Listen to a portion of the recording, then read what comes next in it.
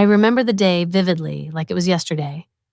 My family decided to throw me a graduation party. It was supposed to be a celebration, a recognition of all the hard work I'd put in. I was beyond excited. This was a big deal for me.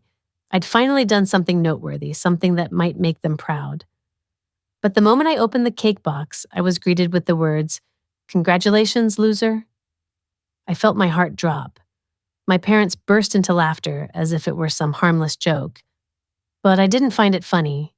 It was like a punch to the gut, a reminder of every time I'd felt inadequate, every instance where I'd been overshadowed by someone else.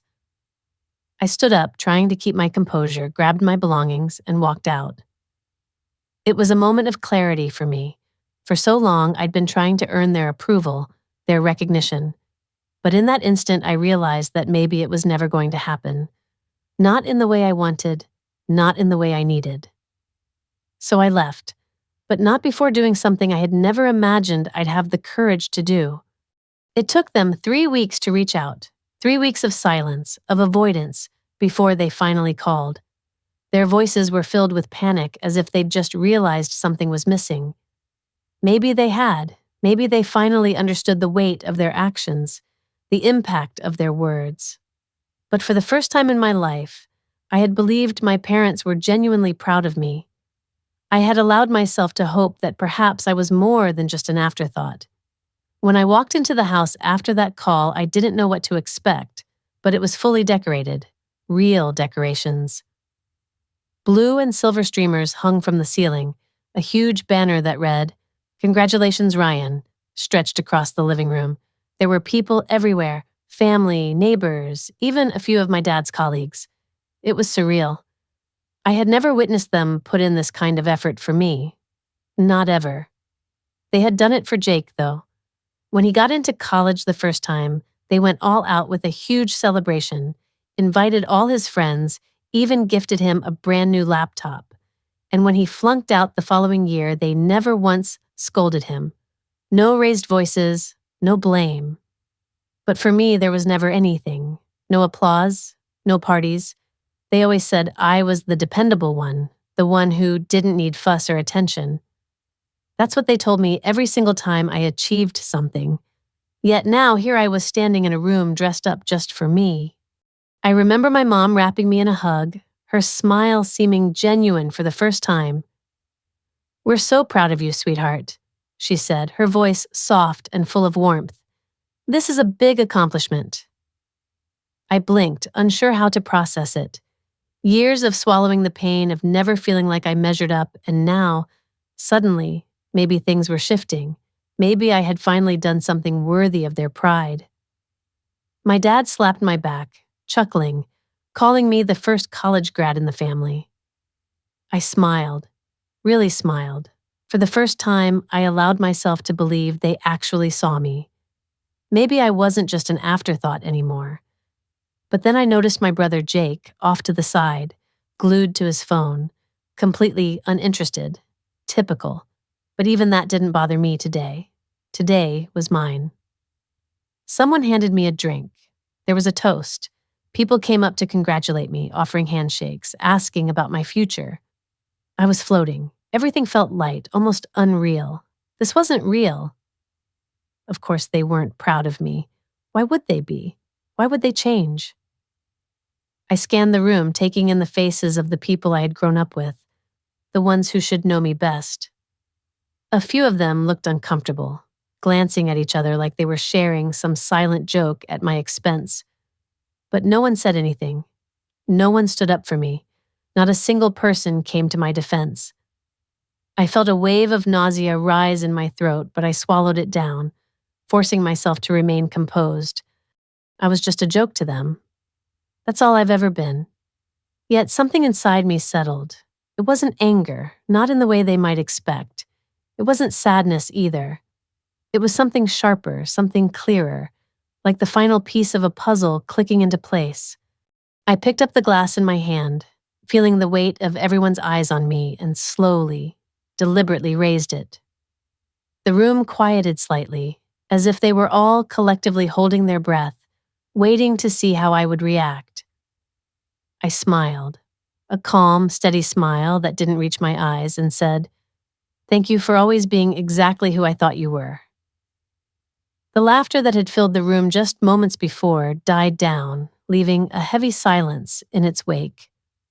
I continued, turning my attention to the decorations, the cake, all the effort they had put into this charade. "To this party," I said, nodding toward the display. "So much thought put into it. I'll never forget it." The silence stretched uncomfortably. I saw my mom shift in her seat, uneasy. My dad's smile flickered as if he was unsure whether to maintain the pretense or drop it altogether. "And to the future," I added, lifting my glass slightly higher. "Because I've finally learned exactly how to treat you the way you've always treated me." The words hung in the air, heavy and unyielding. No one spoke. I held their gazes for a moment longer, letting the tension thicken, letting the unease settle into their bones. Then I downed my drink in one go, feeling the burn as it slid down my throat. I set the glass down on the table with a deliberate care, then turned toward the door. I grabbed my bag, slung it over my shoulder, and as I walked out, I glanced back one last time. Jake was watching me, his smirk faltering slightly, a flicker of confusion crossing his features. My dad cleared his throat, trying to regain control of the situation. "Oh, come on, Ryan, don't be dramatic. It's just a—" I smirked, cutting him off. "Oh, and one more thing," I said, "but you'll figure it out soon enough." With that, I walked out the door, leaving them in a thick, suffocating silence. No yelling, no outbursts, no tears. Just silence, heavy and oppressive, that followed me as I left. I didn't need to see their faces to know the confusion was already setting in. They were probably trying to brush it off, telling themselves I was just being sensitive, that I'd get over it, that I'd come back. They had no idea what was coming, but they would soon enough. They would. I was never the son they wanted. Jake was. From the moment we were kids, it was obvious. He could do no wrong. He was the golden child, the favorite, the one my parents lit up for, the one they defended and protected no matter what. He got second, third, fourth chances, no matter how badly he messed up. And me, I was the one they tolerated. I used to wonder why. What made him so much more deserving than me? What did he have that I didn't? I worked hard. I got good grades. I stayed out of trouble. I did everything right, and yet I was the one they dismissed. It started small when I was 6. I won a school spelling bee. I came home beaming, holding my little certificate, waiting for them to say something, anything. But that same day, Jake had drawn some scribbles on a piece of paper. My mom gushed over it, put it on the fridge, called him her little artist. My dad ruffled his hair, said he had real talent. I held out my certificate, hopeful. My dad glanced at it, unimpressed. "Spelling, that's not a real skill," he said. My mom smiled at me, but it was a distracted kind of smile. "Oh, honey, that's nice, but don't brag, okay?" I wasn't bragging. I just wanted them to see me. By the time I was 10, I had stopped trying. Jake got in trouble at school, and the teacher was always being unfair. Jake broke something in the house, and it was always an accident. Jake got bad grades, but not everyone's a nerd like Ryan, my mom would say. If I so much as rolled my eyes at them, I was being disrespectful. I learned to keep my head down, to not expect too much. It was just easier that way. I guess I've always been the one who just did what was expected. You know, I followed the rules, I kept my head down, and I tried to make everyone happy, but it always felt like no matter what I did, it wasn't enough. Growing up, Jake was the star. He could do no wrong in their eyes. I remember when he got into college, they threw this huge party. I mean, it was a big deal. Everyone was there celebrating him. When I got accepted into college, my dad barely looked up from his phone. I told myself it didn't matter, that I didn't need their approval. But deep down, a small part of me hoped that if I just worked hard enough, if I proved myself, maybe one day they'd see me. Maybe one day they'd be proud of me. When college came, I knew better than to expect any help with tuition. I didn't even ask. I had a scholarship, took out loans, and worked part-time to cover what I could. It was tough, but I managed. Jake, on the other hand, barely made it through high school. Yet, when he got into a second-rate college, my parents were over the moon. I remember my mom telling him they'd help with whatever he needed, and they did. They paid his tuition, bought him a car, and sent him money every month. Jake partied through his first year, skipped classes, and barely passed his exams. By the second year, he flunked out completely, but my parents never got mad. They never blamed him. Instead, they felt sorry for him. My mom said it was too much pressure, that they had probably pushed him too hard. I couldn't believe my ears. They handed him everything, and he still failed. But the real kicker came when they decided to give him a second chance. They found another college, made calls, pulled strings to get him in again. They told him this time would be different, that they'd still support him, pay for what he needed, make sure he had an apartment close to campus, and then they told me I'd be co-signing his lease. Like it was a given, like it was my responsibility to make sure Jake had a place to live while he got his second chance. My dad said I had good credit, that it wouldn't cost me anything, just a signature. I should have said no, but I didn't. I was so used to doing what they expected of me that I agreed without even thinking about it. They barely acknowledged it, just assumed I'd fall in line like always. Jake didn't say thank you. He didn't even acknowledge what I was doing for him. And that's when it hit me. No matter what I did, I would never be enough for them. I could have landed on the moon, and my dad would still have shrugged. My mom might have offered a polite smile, and Jake would have joked about me trying too hard. It wasn't that they didn't notice me. They just didn't care. So when I stepped into that graduation party and saw the decorations, the banner, my mom's beaming smile, and my dad shaking my hand, I let myself think for just a moment that maybe this time it was different. Maybe this time they were actually proud of me. But then came the cake and the laughter, and that's when I knew they were never going to respect me. But that was okay, because after that night, they would never get the chance to use me again. I walked out of that house, but not before I made one final call. Not before I did the one thing they never imagined I had the guts to do. Not before I ensured that in exactly 3 weeks, they'd be the ones calling, frantic, pleading, realizing too late they had finally pushed me over the edge. 3 weeks went by before they figured it out.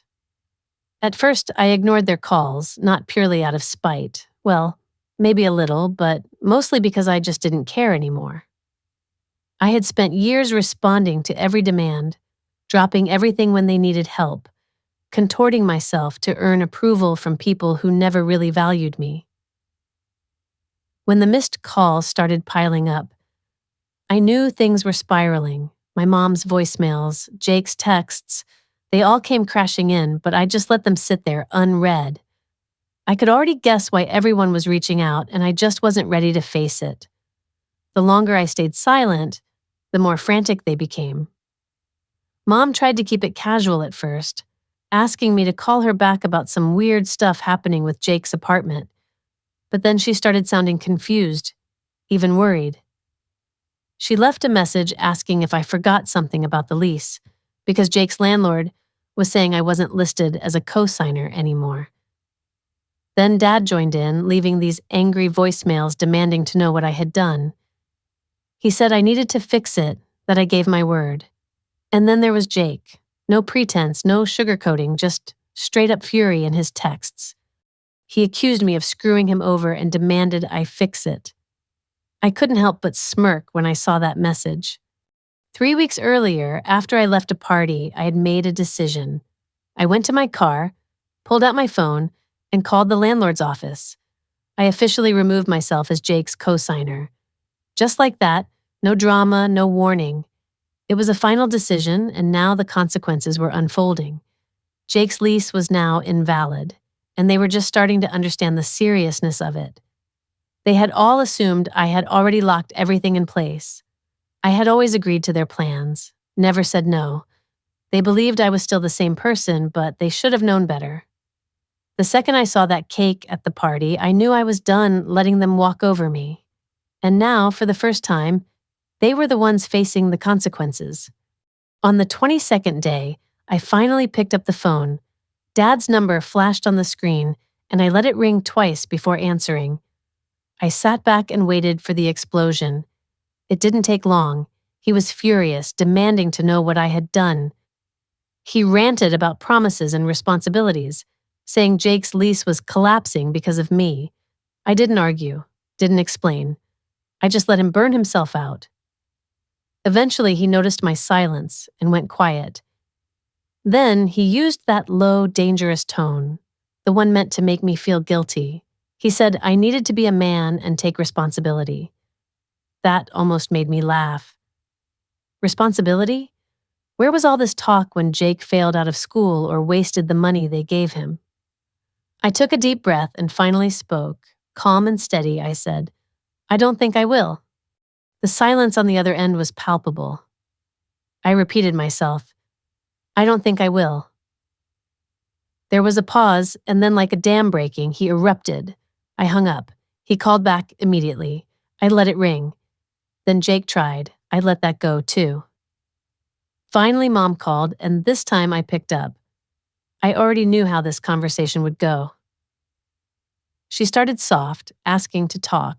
I responded with a nonchalant hum. She sighed like I was being unreasonable, saying she knew I was upset about how the party had gone. I scoffed at that. Was that what they were calling it? A party? She ignored my sarcasm and went on about how serious this was, that Jake's future was on the line.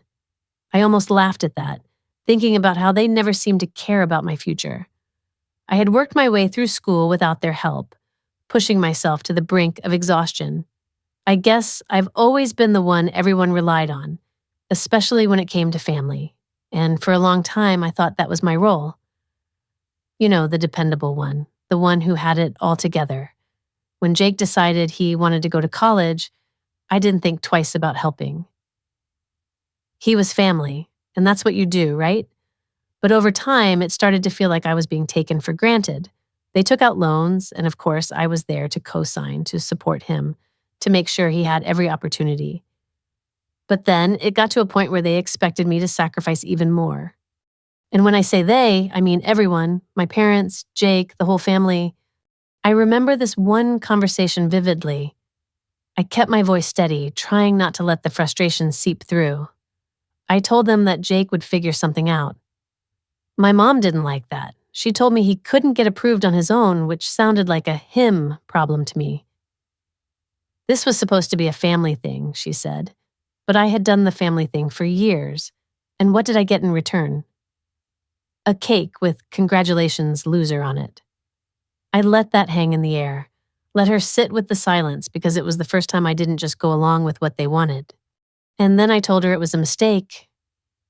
Her breath caught and she said it was just a joke, but I smiled and said, "So is this," and hung up.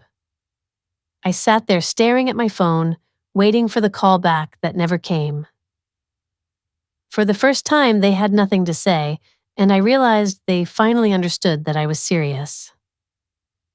They had pushed me too far, and the crazy thing was, this wasn't even the end. They still didn't know how badly they had messed up. They'd be calling back, begging, because I had done more than just cancel a cosign. I walked away from all of it, and without me, their golden boy was about to lose everything. For a few days, it was quiet. I wasn't surprised. I knew my dad was probably ranting about how ungrateful I was, my mom crying about how I was tearing the family apart. And Jake, well, he was probably sulking because he wasn't getting his way for the first time. But I knew it wasn't over. There was one more thing they hadn't realized yet, and when they did, the real panic would start. It didn't take long. It was a Friday evening. I was finally settling in with some peace and quiet when my phone buzzed. It was Jake. I let it ring, feeling a strange sense of satisfaction. He called again, and by the fifth call, I answered. I kept my voice relaxed, like this was just any other call. He was frantic, asking what I had done. I took a slow sip of my beer and told him to be more specific. Then he said it. The tuition money, it's gone. This was it, the part they hadn't figured out yet. See, it wasn't just the co-signing. I had been the one helping them financially for years, covering little things, making up for missed payments, loaning money I'd never see again. When they started planning Jake's second attempt at college, they just assumed I'd help. "You're doing well now," my dad had said like it was nothing. But I hadn't agreed. They took it for granted, thinking I'd always fall in line. So I did the one thing they never expected. I cut them off completely. The tuition deposit they were expecting from me never happened. The payments I used to make on their behalf were gone. The quiet financial safety net I had unknowingly been for them vanished. And now, they were drowning. Jake had lost his apartment. He was losing his second chance at school because without my money, without my help, without my credit, he had nothing. And I had never felt lighter. Jake was still ranting in my ear, saying the school called, that the payment never went through. He was about to lose his spot. I just let out a low hum and said, "Damn, that sucks." Silence. Then his voice sharpened, demanding I fix it. I remember the moment as if it were yesterday. Sitting there, staring at the phone, I felt a strange sense of calm wash over me. It was one of those moments when everything becomes crystal clear and you see things exactly as they are. I had just hung up on my brother, Jake, and I could still hear the echoes of his voice in my head. He had called me again, expecting the same old routine, thinking that I would bail him out like I always did. The entitlement in his voice was almost laughable. He genuinely believed that after everything we had been through, I still owed him something. I couldn't help but shake my head at the absurdity of it all. "You're serious?" he had asked, his tone incredulous. I just looked at the phone, feeling a mix of disbelief and resignation. He was so used to getting his way, so sure that I would just fall in line like before. "You said you would help," he insisted, as if that was the only reason he needed. But I didn't say that. I never promised anything. He just assumed I would, because that's what everyone always assumed. And that was the problem.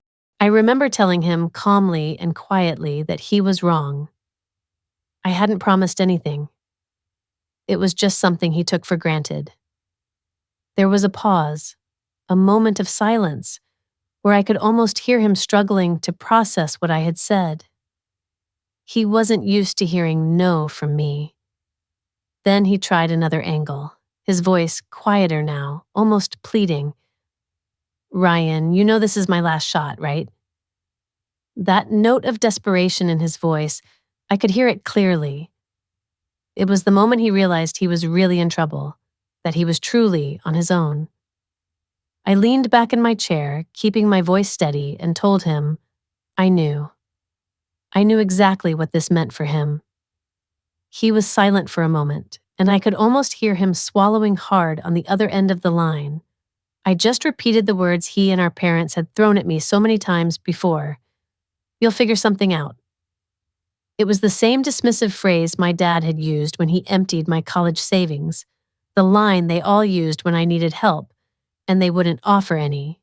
Now they could experience what it felt like to be left to fend for themselves. Eventually, Jake snapped, his voice bitter and angry. He accused me of doing this just to punish him, to hurt him. But I wasn't. I was just finally treating him the way he had always treated me. I let that truth hang in the air between us before I ended the call. I felt a strange sense of relief wash over me, as if a weight I had carried for years was finally lifting. The next day, it was my mother who called. She was already crying when I picked up the phone, her voice choked with emotion. She said we needed to talk, but I knew where this was going. She was going to plead Jake's case, try to guilt me into helping him. But I was done with that. I told her we didn't need to talk, not really. She tried to tell me that Jake was going to lose his spot, that he needed my help, but I had heard it all before. She said I was punishing them for a stupid joke, but it wasn't about that. It was about finally standing up for myself, about treating them the way they had treated me. I could hear the shock in her voice, like she couldn't believe I was finally saying these things out loud. And that's when it hit me. She wasn't just calling for Jake anymore. She was calling for herself too. because now that I wasn't there to support them, they were struggling. All those little things I used to cover, the ways I quietly helped them, they were finally noticing what it was like without my support. "You have to forgive us," she pleaded. "We're family." I just laughed, a dry, humorless laugh. It was funny how they only seemed to remember we were family when they needed something from me. She hesitated, her voice full of fear. I could hear it clearly now. It wasn't just about Jake's education falling apart. It was their whole life structure crumbling because I had walked away. Because this time, I wasn't coming back. I let the silence drag on a little longer, making sure she understood how serious I was. Then I said what I had needed to say for so long. "I don't owe you anything," I said firmly, my voice steady and sure. "Not anymore." And for the last time, I hung up the phone. That was it. That was the last time I spoke to them. They tried to reach out, of course. The phone kept ringing for months with guilt trips, fake apologies, desperate pleas for one last favor. But I had made my choice. For once, I was choosing myself. Jake never made it back to school. The deadline passed, and he lost his place. My parents didn't have the money to cover it, and they had already exhausted every last option trying to support him. There was no backup plan. I heard through a relative that Jake had to move back in with them. A grown man, living with our parents again. No degree, no job, no clear path forward. It felt like poetic justice in a way. For years, I had been the one they overlooked, the one they dismissed and laughed at. Now I was the one who walked away, and they were the ones left behind,